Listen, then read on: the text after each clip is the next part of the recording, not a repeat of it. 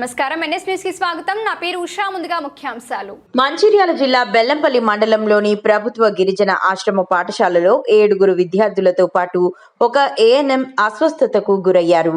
మధ్యాహ్నం భోజనం చేసిన వీరు ఒక్కసారిగా వాంతులు ప్రారంభమయ్యాయి. వెంటనే వీరిని బెల్లంపల్లి ప్రభుత్వ ఆసుపత్రికి తరలించి చికిత్స అందిస్తున్నారు. కాగా విద్యార్థులు ఆనంలో పాలపింద వచ్చిందని సమాధానం ఇచ్చారు.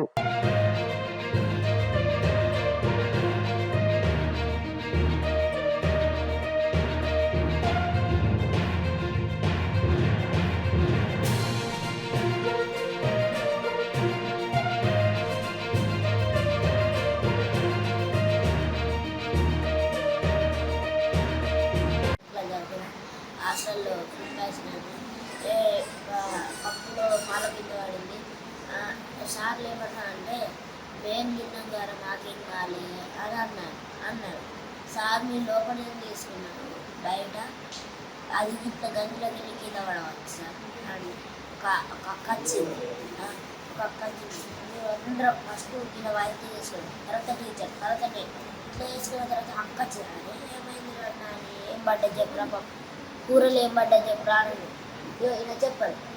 ఇక వేరేటోళ్ళు వేయకు కాదు అక్క ఒక ఇంట్లో కూడా ఆడుతుంది. ఆడుకెళ్ళి హాస్పిటల్ తీసుకపోయి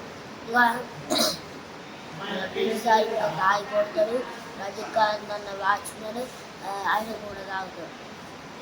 ఇంకా ముగ్గురికి ఆయన బెదిరించింది. వాళ్ళు రాని యాక్సిడెంట్ మేడం కాకపోతే మమ్మల్ని కూడా తీసుకొచ్చి మధ్యాహ్నము ఆశ్రమ పాఠశాల బెల్లంపల్లి నుంచి ఒక 7 విద్యార్థులు, ఒక nursing MNO female nursing officer ఇక్కడ పప్పు వాళ్ళు తినే ఆహారంలో పాలపింద పడ్డదని చెప్పేసి దానివల్ల కంటామినేషన్, ఫుడ్ కంటామినేషన్ అయింది. ఒక 7 పిల్లలను ఆ నర్సింగ్ ఆఫీసర్కి వామిటింగ్స్ను కడుపు నొప్పితో వచ్చి అడ్మిట్ అవ్వడం జరిగింది మన ఏరియా హాస్పిటల్లో. నిన్నటి నుంచి వాళ్ళని ఇక్కడ అబ్జర్వేషన్లో పెట్టుకున్న కండిషన్ అందరికీ స్టేబిలైజ్ అయిపోయింది. ఈరోజు డిశ్చార్జ్ చేయడం జరుగుతుంది. ఒక అబ్బాయి మినహా మిగిలిన వాళ్ళందరినీ డిశ్చార్జ్ చేస్తున్నారు. ఆ అబ్బాయి కూడా స్వల్పంగా కంప్లైంట్స్ ఉన్నాయి. దాన్ని కూడా క్లారిఫై చేసుకోవడానికి ఇన్వెస్టిగేషన్ చేపించి అవన్నీ కూడా నార్మల్ ఉంటే దాన్ని కూడా డిశ్చార్జ్ చేసి పంపిస్తాను. ఓకే. విశ్రాంతి 6th క్లాస్ చదువుతున్నాడు. మా బాబు ఫుడ్ పాయిజన్ అని హాస్పిటల్కి తీసుకొచ్చారు. వేరే ఎవరో పేరెంట్స్ వచ్చి తీసుకొచ్చే వరకు మాకు కూడా తెలియదు. అట్లా కాకుండా ప్రిన్సిపాల్ ఫోన్ చేసి మరి ఫుడ్ పాయిజన్ అయింది, ఇది జరిగింది అని చెప్పడం కానీ అలాంటిది ఏం లేదు. దీనికోసం కొంచెం చర్య తీసుకోవాలి.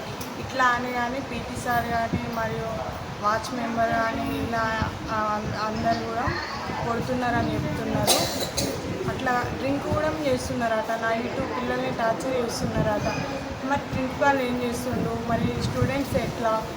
గవర్నమెంట్ ఇలానైనా పిల్లలు గవర్నమెంట్ స్కూల్లో పోకుండా హాస్టల్లో వేసి చదివిస్తున్నాం కదా, జాగ్రత్తలు తీసుకోవాలని, చర్య తీసుకోవాలని గవర్నమెంట్ని వేడుకుంటున్నాము. మరియు మీడియా మిత్రులు కూడా రిక్వెస్ట్ చేస్తున్నాము. అందరికీ నమస్తే.